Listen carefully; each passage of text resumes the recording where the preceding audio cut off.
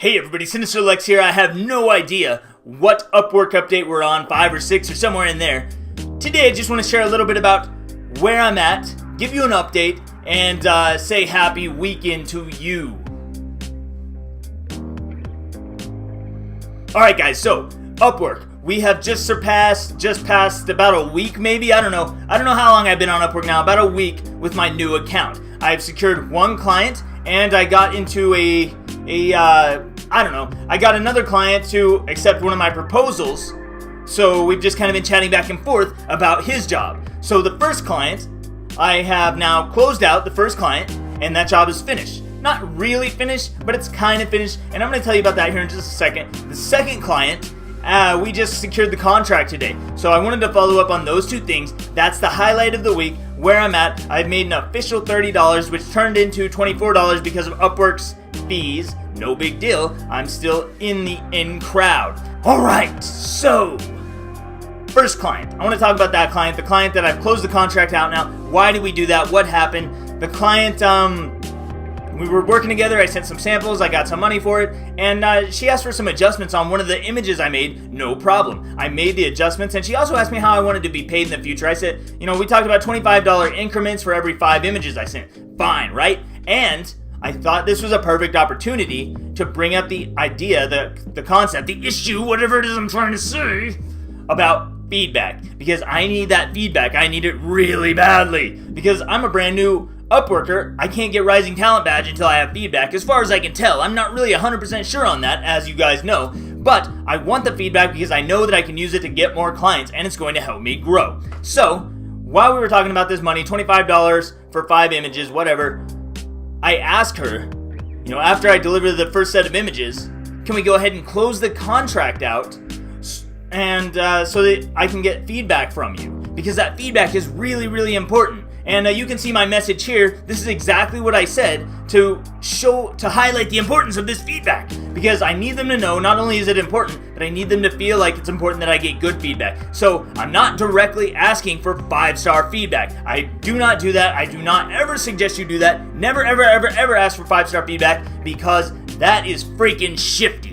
And we're not shifty villains. We're good villains, right? Not really, but we're the kind of villains who don't have to break the rules. We can just work within the rules. So that's what I did.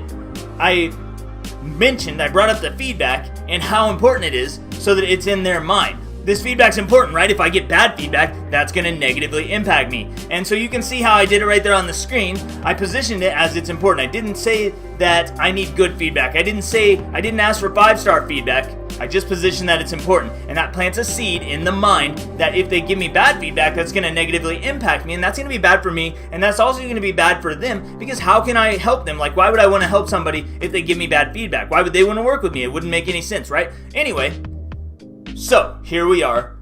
I positioned it like that, and then I went a little bit further to explain how our contracts would work in the future moving forward. We would close out this first contract, and the next one would be ongoing. That's beneficial for the client, so they don't have to keep opening new contracts. It's just this once. That's easy, right? It's a small little agreement. It's a small thing. Don't make a big deal out of this stuff, you guys. Just make it small, keep it simple, and it's gonna work. And that's what happened here. It worked. We closed out the first contract. I got good 5-star feedback. And now I can grow. And that client still wants to work with me. It's not a problem. We're going to work together and we're going to keep growing, and that's going to be part of my network. Now, on to the second client. What's going on with that one? So this client I've been talking to back and forth, learning about the business, learning about what products it is, whatever, I've asked a bunch of questions to help him gain clarity and to help me gain clarity, and all of that was completely free. Why would I spend all this much time doing that? Because I want to work with this client. I've already closed out one gig, I already have 1 5-star feedback, and now I want more. I want this client, I want to work with him, I want to write for him. So that's where we're at. I've learned about his business. I learned more. I asked questions, deeper questions, to find out if, 1, I can actually help this guy, and 2, if I actually want to help this guy. Because I don't just work with anyone, and I know a lot of you guys out there do that, and that's why you get shitty feedback. Because you work with people who you don't need to work with, and if you would just have a little fucking patience, you would get the right clients, and you would be able to over-deliver for them, ensuring that you get good feedback and repeat work, and referrals. And those are 3 good things that you really want when you work on Upwork. So I just want to throw that out there. That's what I've been doing. I've been asking them questions. I haven't even been applying to that many jobs. I think that had I been applying to more jobs, I probably would have got more. So we're at the end of the first week and I have 2. So 2, that disproves the fact that you can't get jobs, that it's fully saturated.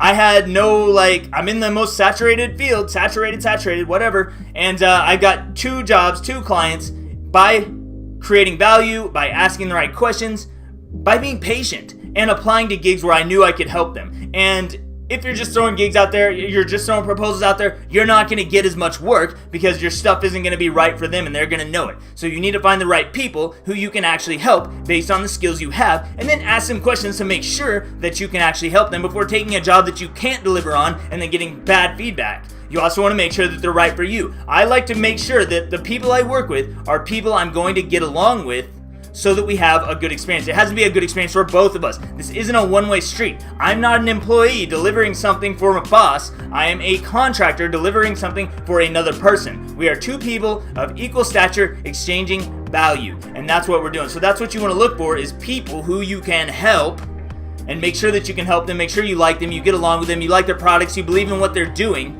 That's going to make it better for all of you. So that's just an update on where I'm at with Upwork this week, how things are going. And next week's goals are going to be a little bit different. I'm actually taking a slightly different approach to Upwork than before.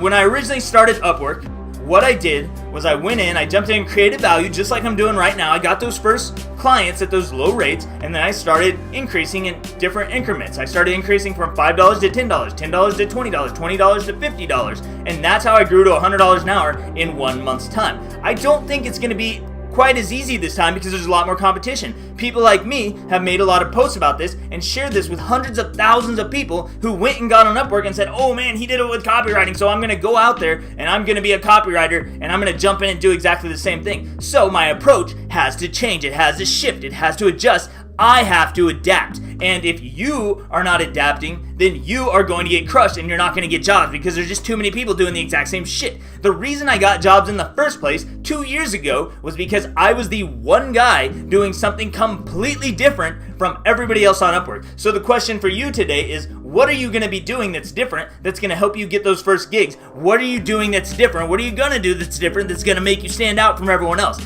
I'm not going to tell you everything I'm doing that's different, but I will say I'm doing some different shit because that's going to be valuable for my clients. It's going to help me get the right people, and it's going to help ensure I get higher rates right from the start. So that's going to mean less proposals sent. It's going to mean less clients up front. I may take a few less clients. I may not even take hourly work at all. I haven't decided yet, but I'm still figuring it out, and once I have it, I'll know what works because I'll be the one getting results while everyone else is still doing the same old shit because they're like, that's the easy way. They're like, oh, this is what Sinister Lex said worked before, let's just keep doing that. And sometimes, I'm not saying that stuff's not gonna work, it does work. I'm still seeing people getting results with the same exact tactics that I used before. I'm just telling you that now I'm approaching it in a different way because I want a different level of results. So you guys can do what I've already done and get the results maybe that I've already had, or get whatever results you get. Or you can modify, you can adapt, you can change your approach, you can see what works, you can be a fucking marketer and do some testing to find out what actually works in the real world. Because that is the number one thing that has helped me grow in anything I've done. It's simply testing to figure out what works, asking, did I get the result I wanted or did I not get the result I wanted?